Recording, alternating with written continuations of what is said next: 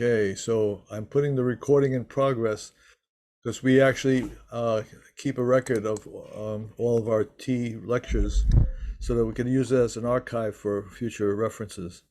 So if you still stay on, that means you consent to having this recorded. But in any case, I welcome you all to actually being here for the for long recess that we've had since the winter break, and I wanted to actually welcome you to the idea that in the future we'll be having this every month, and also being able to introduce to you ideas of like what we're having, activities we're having at the Hammond Museum in regards to tea ceremony and every other thing that is of interest. So right now, I'm going to have Michael introduce you to the elements of tea and our special guest, Mary Beth Welch. And Michael, please make the introduction. Thank you very much. My name is Michael McKenna, and I'm the president of the Hammond Tea Club. It's my pleasure tonight to introduce Mary Beth Welch, who's going to talk about sweets in the tea ceremony. Mary Beth has had a long career as an abstract conceptual artist in New York, in the New York art world. And on a parallel track, she has been drawn in to the world of Japanese arts, Japanese language and culture, especially Chanoyu, the tea ceremony and its sweets.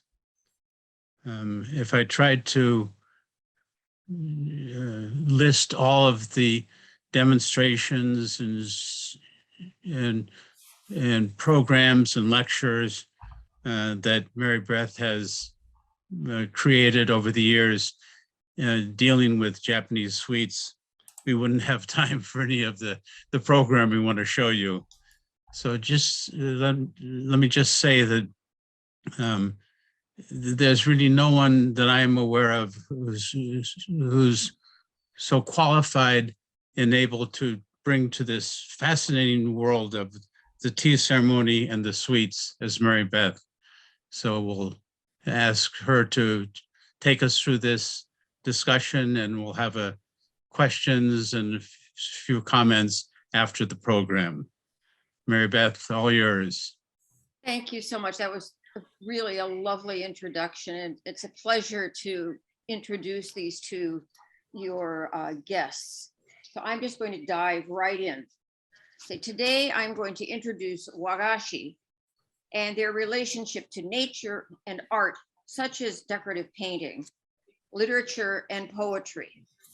Generally speaking, Wagashi craftsmen, as well as people in the tea world who order and eat Wagashi, have been well grounded in the sophisticated richness of Japanese culture. These individuals represent one element of a cultural elite who are at ease communicating in a world of nuance, where subtlety of design coupled with poetic names convey a great deal of information. In a Wagashi's name and shape, the culturally sensitive individual can recognize immediately the source of inspiration and the various levels of possible meaning and interpretations. This depth of intellectual, aesthetic, and culinary appreciation helps elevate Kyoto Wagashi to a peak of refinement and regard, which it still enjoys. As you will see as we progress, this is not a crash course in art history or in literature. Rather, it is through pairings of my own choice and attempt to illustrate how all of these elements combine together. As we travel through the year, we will see how one tiny edible morsel in various forms can be read and appreciated, and how it can set the stage for gatherings about to unfold. First thing we're going, oops, what's happening here? No, oh dear. Now I'm trying to get this to start. Here we are. We're going to start in January at New Year's. The Garden of Murasakis is from the Tales of Genji. The Garden of Murasakis' southeast quarter was now the most beautiful. the scent of plum blossoms wafting in on the breeze and blending with the perfumes inside made one think that paradise had come down to earth. They were gathered in little groups, helping the new year with its teething, taking the New Year's cakes and otherwise welcoming another year of thousands in which they had laughingly appropriated for themselves. Genji came in. And are all these congratulations for me? He smiled.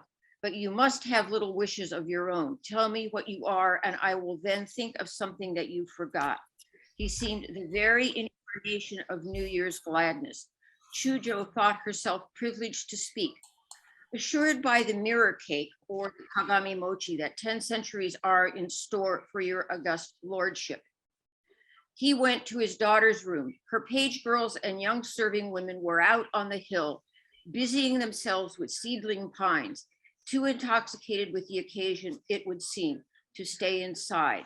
And I want you to note here the 2 trays of mirror cakes, the pine seedlings that they're gathering. Now, let's see. Here is a classic New Year's sweet called the Honeybee Mochi. This sweet was traditionally associated with the New Year's celebration at the imperial court. But during the Meiji period, the head of Urasenke, who liked these sweets very much, asked permission to use them for their New Year's celebration called Hatsugama. It is said that an old Kyoto shop, Kawabata Doki, then invented a version to be used at tea functions. The gobo or the burdock root, which you see right here, is symbolic of the first crunchy food of the new year, reflecting its ancient ties to the tooth hardening ceremony. Next, we come to a winter scene, and we look at these particular trees over here. There is a poem in Chinese written by Sugawara no Michizane as a youth. Ice envelops the water's surface. The sound of waves is not heard. Snow dots the forest top. The trees seem as if in bloom. And here is an example of the wagashi called Matsuno Yuki. 99.9% of the sweets that you will see are mine, just to let you know about that. Next, we come to a camellia flower under a blanket of snow. As a wagashi, the tsubaki is mainly associated with months January to March. Even so, another famous image of the tsubaki or camellia can be seen annually in Nara about March 1st to March 24th during the Nigatsudo Temple's famous Omizu-tori ceremony, which culminates around March 22nd.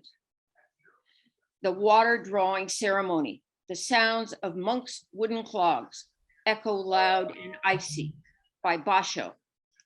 And here we see an abstract form of a camellia. It's called Kashira no Yuki, crown of snow. Also, in photographing these, I planned the plates and the backgrounds to reflect sort of the seasonal sensibilities. So the plates and the backgrounds are not random. Next, we see how a narcissus can be interpreted not only in a painting, but in a lacquer tea caddy. Narcissus, a poem on the first snowfall of the new year. The first snowfall, just enough to bend down the leaves of the narcissus, Basho. And here we see the interpretation in a sweet.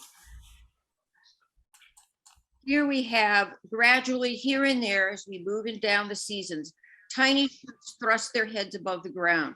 A faint blush of green color begins to spread across the ground like a delicate velvet cloak.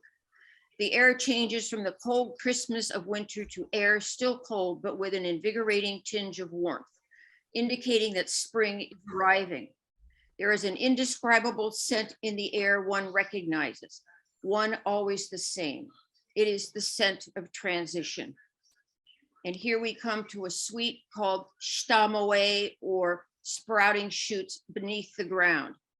The color of the barren ground, ripe for spring. Nothing is yet visible above, but through the cracks in its surface, the hint of new, fresh green shoots slyly reveal themselves, announcing that spring is very near.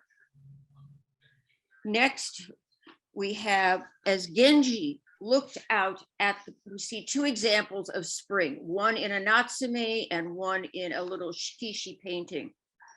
As Genji looks out at the plum blossoms in his garden, he spies an uguisu or bush warbler sitting on a branch. He went out to admire the plum, and Genji was reminded of other springs. And who indeed was there to admire these first blossoms? So we now see here two examples of bush warblers. And the one that's in the box is an Akita Prefecture plum blossom shaped wappa bentwood cedar box with a lacquer interior. So it reflects the plum that the uguisu is sitting in. And below is a more of a realistic uguisu. Next, we come to an image from the Suma chapter in the Tale of Genji. It shows women preparing to cast paper doll talismans into the water. You can see an altar in the background and the paper doll effigy with writing on it over here, attached to a branch of bamboo that the woman is holding. It contains a message indicating what illnesses or other misfortunes the writer wishes to cast off. Then we come to the sweets, and we have several other interpretations below. In the Kansai or Kyoto region, akoya sweets, also referred to as hichigiri or itadaki mochi, are shaped to resemble an open oyster with its pearl and are made for the Dolls Festival on March 3rd. The word hichigiri means to tear and comes from the torn shape at the end, which is a little hard to see, but it's right there. It is associated with praying for the growth of one's children and was also sent to the home of a woman who had just given birth. That's the itadaki. Because of its association with birth and because the flat mochi resembled a lotus leaf, it also began to be associated with the birth of Buddha. Recently, these sweets have been associated with the Dolls Festival. Here we have from the chapter of Wakana no Maki. We see two cats. One has escaped and one is on a leash. A Chinese cat, very small and pretty, came running out with a larger cat in pursuit. There was a noisy rustling of silk as several women pushed forward to catch it on a long cord which had become badly tangled. It would not yet seem to have been fully tamed. As the woman behind, as it sought to free itself from the cord, caught in a curtain, which was pulled back to reveal the women. The women had been too delighted with the game of kimari or football, which is what the gentlemen are playing, and there's little football, to worry about blinds and concealment. Still excited from the game, the younger men, after they'd finished playing, found places on the veranda where they were brought simple refreshments, pears and oranges and camellia cakes or tsubaki mochi. Tsubaki mochi is one of the most ancient of the sweets, and wine and dried fish and the like. Where am I? Come on. There. Oops. There we are. There are tsubaki mochi with the camellia leaves on the top and the bottom. Next, we come to a scene of young girls with little tiny tsutsumi drums doing a butterfly dance. And one of the dances connected with the imperial court in which 4 youths, each carrying a branch of mountain rose or yamabuki, dressed in butterfly costumes, danced in front of the emperor. And you can see that interpretation and an interpretation of a Natsume. You come next to the suite, wait a minute, and there the butterfly is sitting on a tsutsumi patterned plate.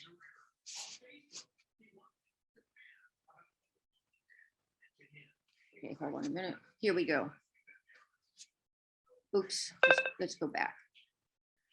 Peering up here and there through the fresh spring soil are delicate purple violets and everyone's favorite, childhood favorite, the dandelion. In my baking bowl, violets and dandelions jumbled together. I offer them to the Buddha of the 3 worlds, Ryokan. And here you see an interpretation of a violet and a dandelion in early spring.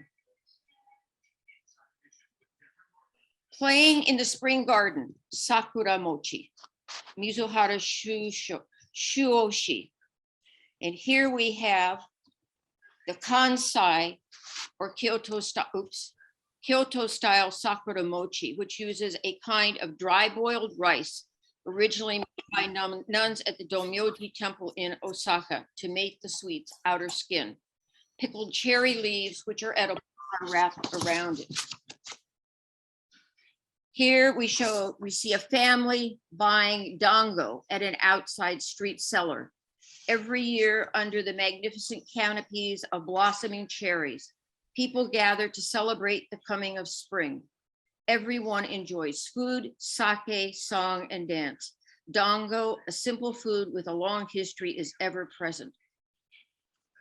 And here we see a classic dango box with dango in the colors of the cherry blossoms, white, pink, and the green leaves and the ground.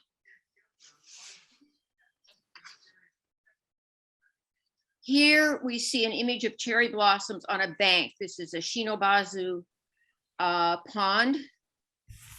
And here we see its interpretation in layers: the blossoms, the ground, and the water on a leaf. Next, from branches, they have drifted aimlessly without resistance. These frail petals falling, floating like foam on the stream, they vanish.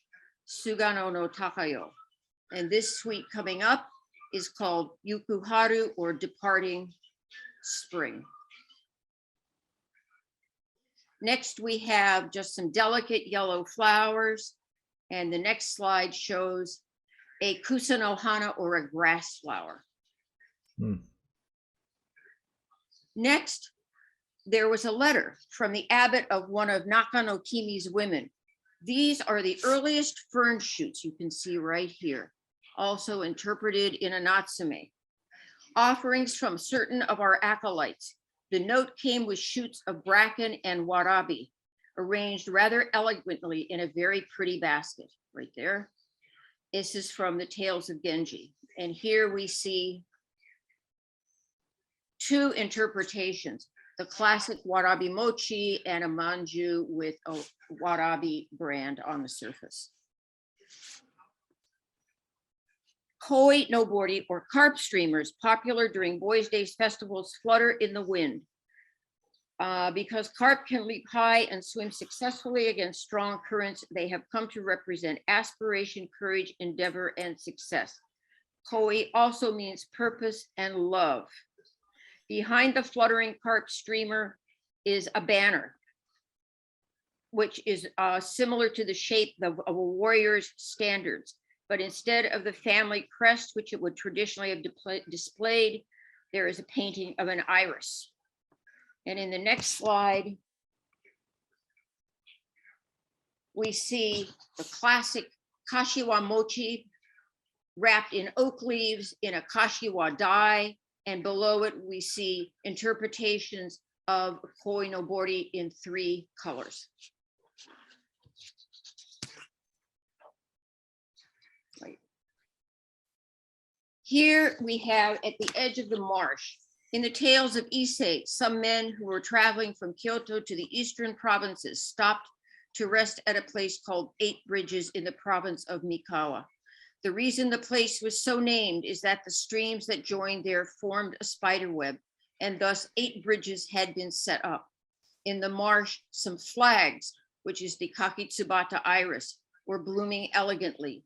Seeing this, one of them said, using the 5 letters of flags, make an acrostic poem about the spirit of travel. Foreign Raymond's mind, lackluster by this time now, as wife and master gone so long along this road. Such is the heart of travel. And here is an iris on one of these boards. Here we have young maidens wearing new clothes, white towels, and red cords around their arms to hold their sleeves back, doing the first planting of the rice shoots. The job must be completed in 1 day. Food is offered to the deities on a raised wooden tray. To further entertain the deity, men and fans perform with playing a variety of instruments. They work together to form a group and transplant the right shoots all day. The smooth procedure depends entirely on the leader, usually an older man experienced in the ritual process who leads the hard work rhythmically with his songs. He stands in the field holding a red and white fan in his hand and a hoe. The first taste of refinement on this rustic tour. Farmers' Rice Planting Songs by Basho. And here are the new young rice seedlings planted. Hydrangea. This is just a little picture of a hydrangea. Where am I here? Ah, wait. There we go. Hydrangea blooming in the small thicket garden of a detached room by Basho. Here we have two versions of the hydrangea. Here. The next one is simply, let me see where I make. Maple leaves in the summer and a photograph and interpreted into a piece of lacquer. Here we see it as a sweet. Here we have a man carrying a large kimono box, seemingly to ask directions of the young page who is on his way to deliver a letter, which he holds right here in his hand, from his mistress, probably the woman looking outside the window. The missive is most likely a love letter. And here we see a suite called Otoshibumi, the fallen letter. At the beginning of summer, curled up leaves are found scattered across the mountain path. The poetic conceit is that perhaps it's the fallen letter of a hototogisu or cuckoo, or of an uguisu, a Japanese bush warbler. In poetic terms, Otoshibumi implies an emotional sentiment difficult to express verbally.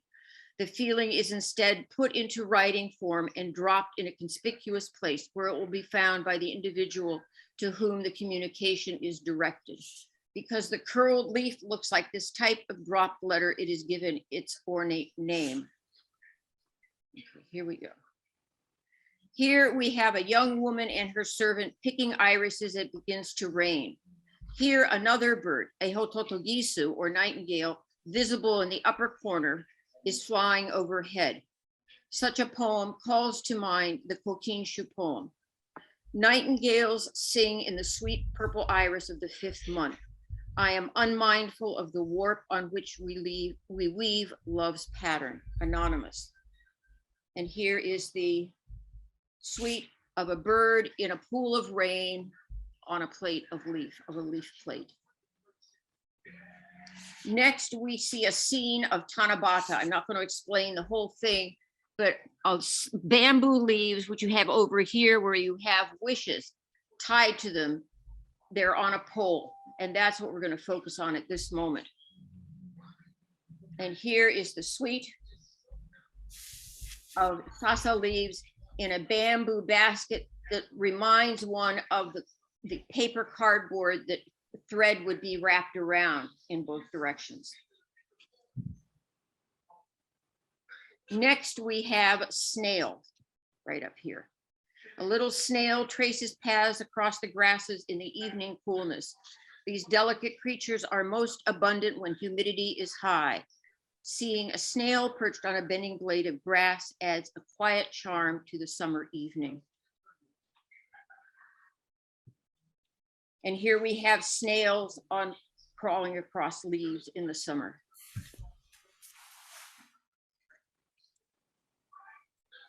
An elegant thing, shaved ice mixed with liana syrup and put in a new silver bowl, say shonagon. July 1st was traditionally regarded as the day of the annual water festival. Ice that had been collected in the winter was brought from ice houses and served to the emperor. Eating ice was believed to be a charm against the heat of the season. Even 1,000 years ago, shaved ice in the summer was a wonderful treat. a luxury, however, available only to a privileged few. Triangular shaped food meant to resemble this precious commodity was also eaten. During this month, the imperial court would hold banquets in a cool ice house. And here you see the triangular foods that would have been as sweets that would have been served. This is called Korea no Sakura, or ice house blossoms. Especially in Kyoto on June 30th, triangular shaped wagashi recalling this ancient tradition can be seen. Here we see, summer sweet fish, or ayu. It is a favorite summer food, and ayu season, which starts at the beginning of the 6th month, is eagerly anticipated by all. And here we see ayu yaki presented in a basket the way the actual fish would have been presented in a market. Next one. Here we have women, one in particular, admiring the goldfish in a large porcelain tub. And here are 2 versions of goldfish for summer. While the general population tried to cool up under the arbor, here you see the arbor and a poor family underneath it trying to get cool. And here it is, the arbor is interpreted in a lacquer. Murasaki Shikibu writes in the Tales of Genji, a sliding door above a boardwalk happened to be open a crack. 3 women and a little girl who had removed their cloaks were chipping busily at a large block of ice on a tray of some description. And here we have, once again, a basket, woven basket with vines across it and a cool block of ice on a leaf. Kuzuyaki. Here we have a scene from Genji where Kaoru is offering the maiden Nakanokimi a morning glory. Her sister Ogimi is standing to the left. And here we see a slide of a morning glory offered to a guest on a fan. And here is another version of a morning glory. Here we see a young woman out in the evening with fireflies. Here's a plate with a sweet called Sawabe no Hotaru, or swamp fireflies. The dish has a poem on it and depicting Tamakazura from the Tales of Genji and the following poem. The firefly but burns and makes no comment. Silence sometimes tells of deeper thoughts. Genji had earlier in the evening put a large number of fireflies in a cloth bag. Now, letting no one guess what he was about, he released them. Tamakazura brought a fan to her face. Her profile was very beautiful. And here we have Genji peeking through the blinds to get a glimpse of Utsusemi. Afterwards, he slips inside and eventually comes to the veranda, holding her summer robe as a keepsake. The next morning at home, on a folded piece of paper, Genji jots down a verse as if for practice. Beneath a tree, a locust's empty shell. Sadly, I muse on the shell of a lady. And here is a semi as a kogo. Here is the sweet. Here we have a classic Utsusemi sweet. The Utsusemi refers to the cast-off shell which the cicada leaves behind. In more ancient times, this word also contained the nuance of nothingness or emptiness of something that was fleeting and ephemeral, such as one's existence. The feeling of sadness as summer is left behind and autumn begins is captured in the meaning of this wagashi. Here we have the summer in traditional homes. Sliding doors facing the garden are removed and delicate sudare blinds of split bamboo are hung instead. The effect is one of instant coolness. The breeze of the outside world can be seen through the cracks in the blinds, and the occasional breeze can easily pass through. The interior space remains dark and quiet. And here is an interpretation as a sweet on a plate that has the beginning of autumn grasses and hagi, which is bush clover. Next, we come to an illustration in regards to the Chrysanthemum Festival, which was on September 9th. The two young girls are placing chrysanthemum petals on squares of silk cloth. The poem above is translated as, "We shall know what the future holds for these chrysanthemums in radiant bloom if we scoop up the water from the stream below." According to a note accompanying this poem, there was a Chinese legend about a valley where people lived remarkably long lives, upward of 130 years. The reason being that they drank the water of the chrysanthemum stream, whose waters were impregnated with the life-prolonging nectar of the chrysanthemums growing further upstream. And here we have the sweet. And instead, traditionally also, you would place a silk cloth over chrysanthemum blossoms at night to collect the dew in the morning, and then you would rub your body with that, hoping for long life. And here, instead of a silk cloth, we have a chrysanthemum leaf. This one is called Kiseiwata, or covered with cotton. Here we have two images of the rabbit in the autumn looking at the moon. And here is a suite of rabbit looking at the moon. The next is an image of quail hiding in the autumn grasses, and there are many such images. A poem reads, "As evening falls from along the moors, the autumn wind blows chill into the heart, and the quails raise their plaintive cry in the deep grass of secluded Fukakusa." This is by Fujiwara Shunzei. And here we see two Uzura Mochi for the season. Next is an illustration here from the Momiji no Ga chapter in the Tales of Genji, in which Genji dances the waves of the blue ocean. Here is a Natsume with water and the autumn leaves falling in imitation of the waves of the blue ocean. Here we have the autumn leaves turning as suggested in these two illustrations, and it is on a plate shaped like Mount Fuji. In the section, the waves of the blue ocean, the color of dew is but an unblemished white. How is it that this one hue can dye the leaves of autumn trees 1,000 shades? Fujiwara no Toshiyuki.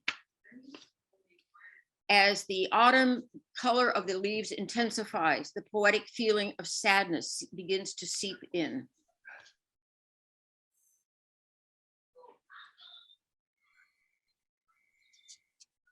Here we see a young man helping a young beauty pluck a persimmon from a persimmon tree. Here are a persimmon as a sweet.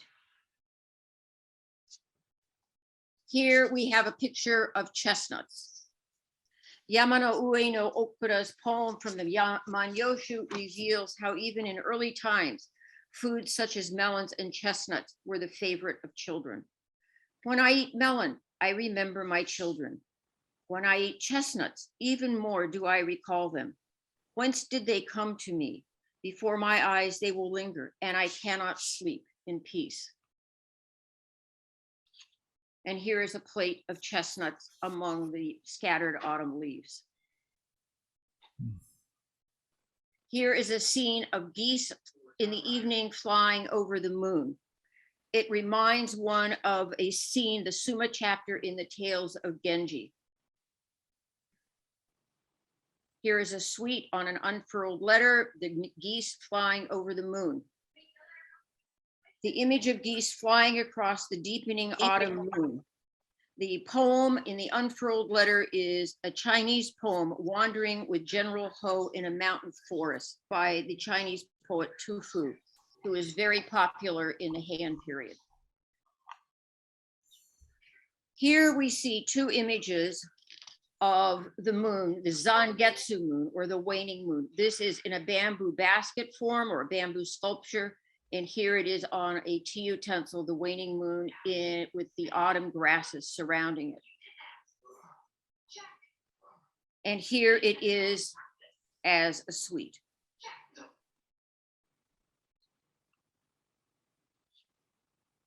Here we have a picture of Matsukaze and Murasame, pine wind and autumn shower, walking along the moonlit shore under an old pine tree.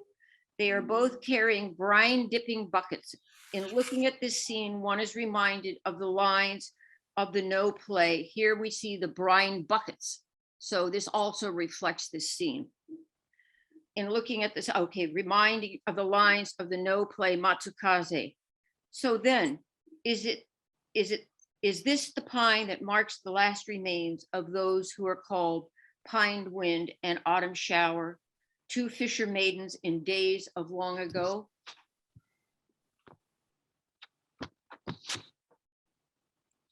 What's this over here? I don't know what that is.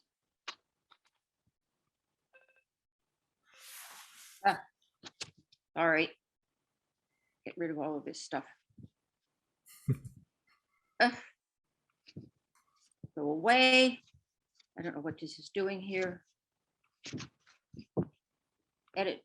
Get rid of these things. Oh dear. Okay, here we go.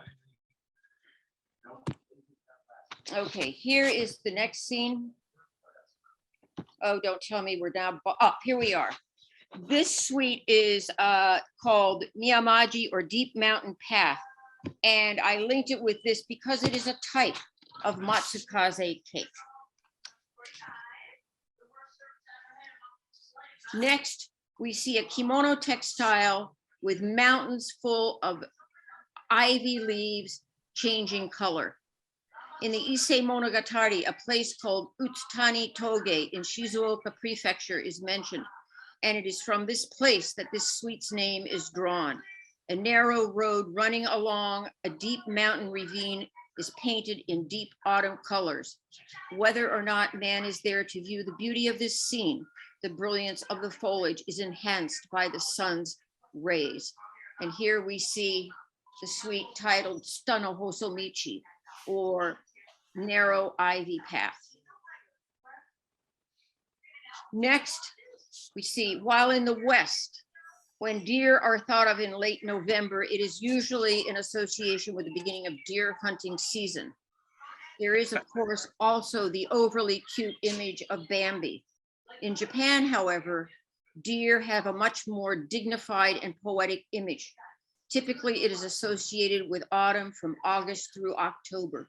We see deer in a kimono textile and in a lacquered tea caddy. Here they are on a tray.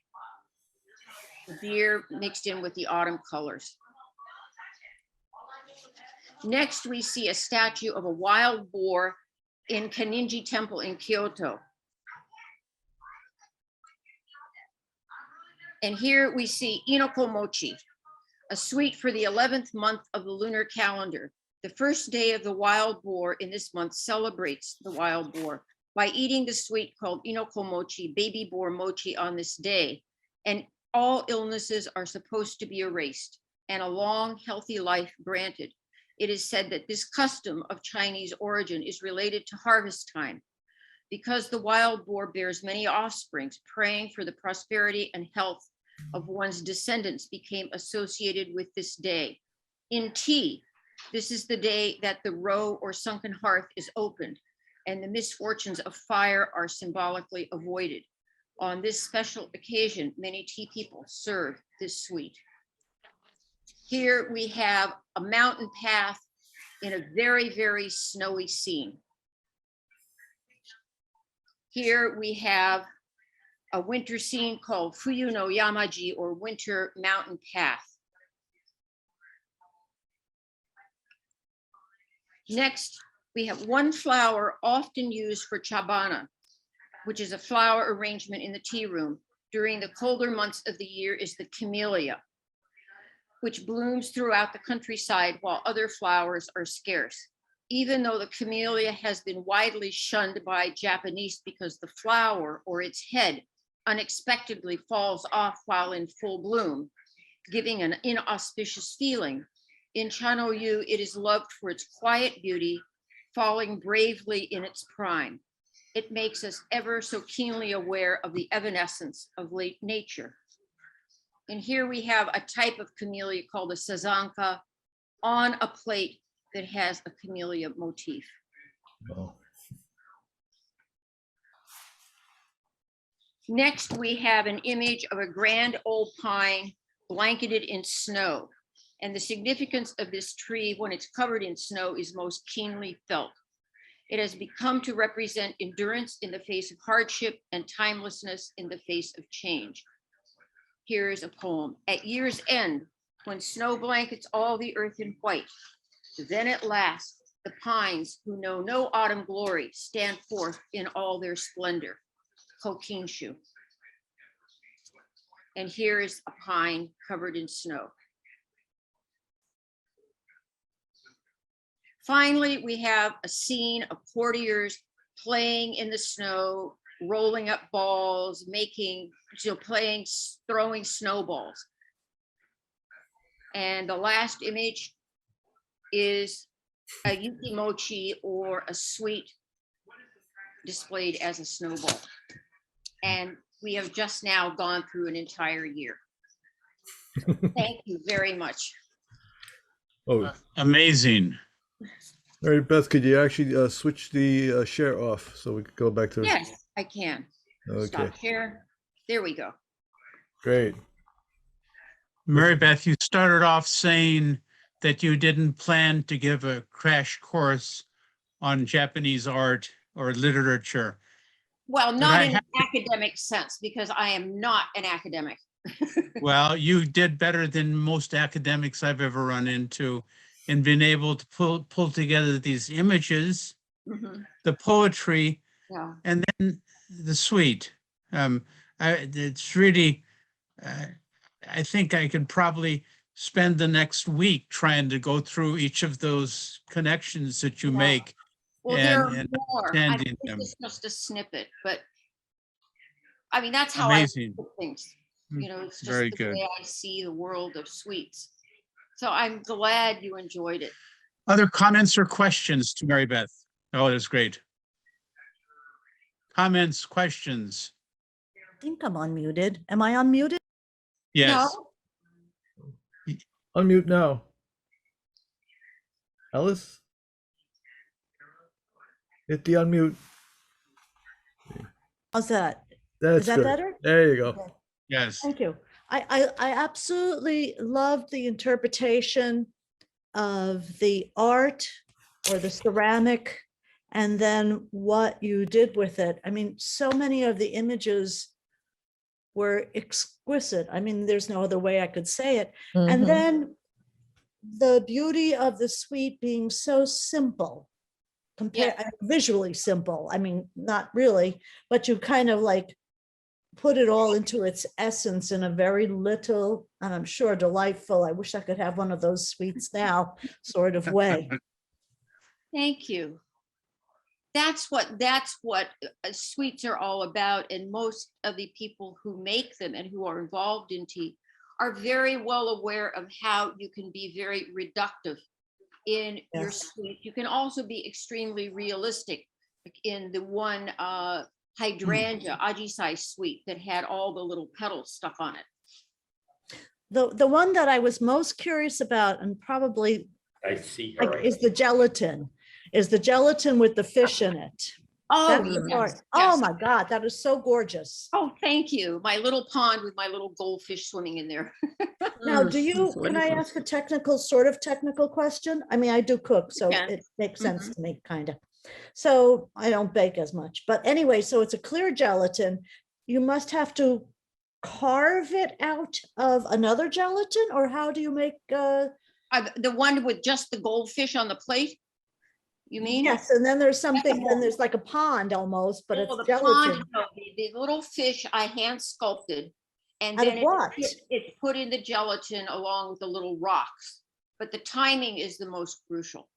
Aha. Mhm. And is that made out of the same sweet, or is that made out of a different sweet, the fish? The fish is a slightly different material than the gelatin. Right. Okay, that makes sense to me. Yeah. Mhm. Wonderful. Oh. Thank you. Thank you. I thought it was just wonderful and delightful, and my head is filled with all sorts of ideas. Wonderful. I'm making sweets out of everything I look at. Thank you. You're welcome. And one more question. Will this be available, this recording be available to see again, or should I have recorded it as we went? No, I've actually set this whole thing on record, so that basically it'll be on the website next, maybe about a week or two, as soon as we get it up. And Oh, thank you. so Yeah, you could tell your friends about it and let people know that it's here. thank you. If you go to the Hammond website and look around for the tea club Uh-huh. and dig down one or two layers after that, there'll be links to the 7 or 8 different programs we've done called the Elements of Tea. Ah, So you look for the Hammond site, the Tea Club, and the Elements of Tea, and you'll find the different groups. We had an earlier version that talked about Wagashi, that talked more Japanese sweets, but it didn't talk about the poetic connections so much as some of the ingredients that went into the sweets. So mhm. there are a lot of things that you can find if you play around with the sites there. Oh, Yes. thank you. Thank you. It was exquisite. Mhm. Yes, Well, very I much. want to, excuse me, I want to jump in and thank you Here.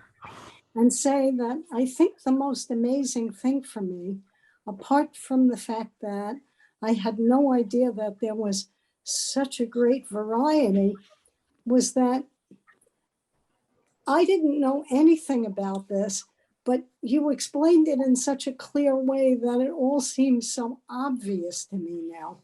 Oh, I am so happy. Thank you. Excuse me, this is Lisa Bresnak. I have a question about, are these all your personal interpretations, your own creations Yes, of The these way when I images see it sweet, from the my poems, mind or are immediately these goes based on? to paintings that I've seen, to literature that I've read, to poems, to images of autumn or anything. I mean, that's how I think. Ah, okay. Are they based on any traditional forms of Wagashi, or Yeah, these are they're all totally very yours? classic. They're These are beautiful. They're all absolutely very amazing. classic shapes and the pieces that you Oh, okay. saw, except for 2 pieces, are ones that I've made. They're all mine. The art images, everything in there is mine. Ah, Oh, brilliant. They're bravo. beautiful. Thank And you I so love much. I when I see Inspiring. a tweet, I immediately see something from the art world, whether it's literature, poetry, or art. That's how I just visualize. Mhm. Yeah. Do, Yeah. do you use tiny little tools or your No, it's fingers, mostly or how, my hands. They're all Ah. handmade with my fingers. Ah, Wow. And then there are wonderful. some tools, but a lot of it is really just hand technique. Mm, brilliant, brilliant. Thank you. You're welcome. Thank you. Oh, this is so inspiring. I won't be able to make the sweets, but the images stay in my head and I will be happy to review them again. Oh, And wonderful. And as the other woman had said, it's wonderful that you pick out these very different things and make it very clear through your auditory aspect. And the artwork was wonderful. And the Genji, now I have to read that. I only have read parts of it. Ah, well, I read it back in the 70s, and I tell people it was my first kiss. Aw, and is an introduction to Japan, and you can never repeat a first kiss ever. Mm-mm, mm-mm. Yeah, I could see where that would be, and it is, the parts that I have read are so, in a way, it's kind of a downplay to say romantic, because that's not all encompassing of it. It is more than just romance. Oh, absolutely. But it is a romantic story. Yeah, yeah, Yeah. yeah. Now I have to read it. Yeah, it's just, yeah, it was what started my whole relationship with Japan, Wow. was that book. And did you get to go to Japan? Oh, I've been there several times, not often enough, but I've been there many times. You know, if this bloody COVID mess would get over, I'd go back like everyone else. Yeah, for sure. Yes. I would think so. I think that that's something we all are looking forward to, Oh, is absolutely. one way or another, everybody either gets vaccinated or the disease runs its course, Absolutely. or whatever, but hopefully we'll get through it in another couple of Meantime, we years. get to meet many, many different people for different reasons online. Yeah, that's the good thing that came out of it. Yes, it is. We're very fortunate to have Mary Beth online here because she's such a rare talent. I think she's such a rare talent of experience with tea and experience with this Wagashi with such depth that I'm hoping that this actual tea element of tea seminar would kick in a response from everybody to sort of ask her to come back again. Possibly even to do a live thing at the Hammond Museum once it warms up a little bit, and we can actually even convince her or twist her arm or something to sort of get her to serve some of those delicious sweets, which I know personally how good they are. And I thought maybe by sharing just a little bit to everybody, it would be an amazing transformation just to see the beauty and the taste go together. Mm. So I appreciate Mary Beth. Thank you so much for being Oh, here. you're so welcome, and thank you for inviting me. It was a lot of fun to do this. I mean, I love talking about it anyway. So that and tea, my two favorite topics. Great. Well, next We month are this Elements of Tea series that we have been working on for the last basically 3/4 of a year is in the hopes that as the pandemic passes and things return to face-to-face normal, we can do a day of Elements of Tea at the Hammond in the gallery, in the tea house, perhaps out in the garden itself, and really do tea together that incorporates all the different elements that we're talking about. The tea garden, tea flowers, tea sweets, the tea itself, the implements and the implements that we use to prepare the tea live. And so maybe we can impose upon Mary Beth to join us for that live event when we actually do it, to be determined. I think it would be wonderful. Thank you. Great.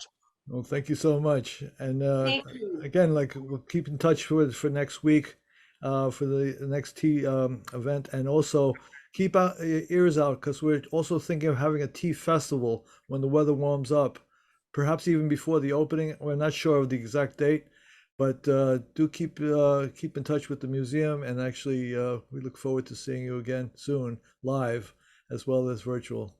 All right. And our next Zoomed meeting will be the 4th Tuesday at 7 o'clock, as today, 1 month from now, the 4th Tuesday of the month. Okay. Will you So be take sending care. out an invite again? That's how I found out about this one. Yes, there Yes, will be we an will. invite. Oh, Invite good. will still go out, and sorry for the past delays we had in the past, but we had some technical issues, so we're hoping that we could actually improve. And of course, if you, I encourage you to sort of like get in touch with our membership and all that to be sure that like we are all together as a group. We have our team membership and Tea Club membership as well, to sort of like keep ourselves sustained. So we look forward to seeing you soon. And thank you again. Thank you. Thank you. We will. Thanks to all. ありがとうございました。Mary Beth Sensei. Steve, Thank you very much. we'll leave the meeting at this Yep. point. Thank you so much for inviting me. Bye-bye. Bye.